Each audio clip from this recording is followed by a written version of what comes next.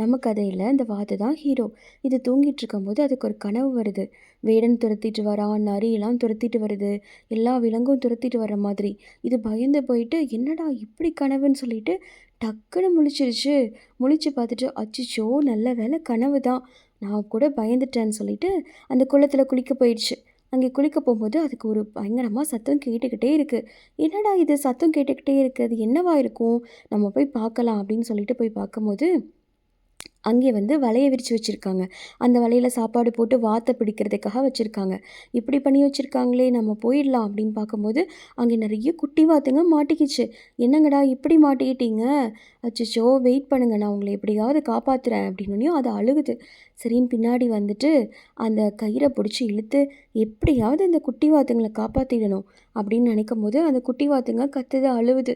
சரி சரி கவலைப்படாதீங்க, நானும் உங்களை காப்பாற்றுறதுக்கு தான் ட்ரை பண்ணிகிட்ருக்கேன் அப்படின்னு சொல்லிட்டு திரும்ப போயிட்டு அந்த கயிறை எப்படியோ சண்டை போட்டு இழுக்குது.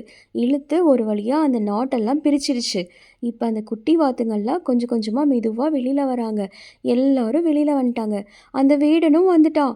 அச்சச்சோ அவன் வரான், நீங்கள்லாம் ஓடுங்க, சீக்கிரம் ஓடுங்க, கடகடன்னு ஓடுங்க அப்படின்னு சொல்லிட்டு இந்த பக்கம் போங்க, இந்த வழியாக ஒரு சந்து இருக்குதுன்னு சொல்லிட்டு இது வழிகாட்டிக்கிட்டே அந்த குட்டிங்களை ஓட சொல்லுது.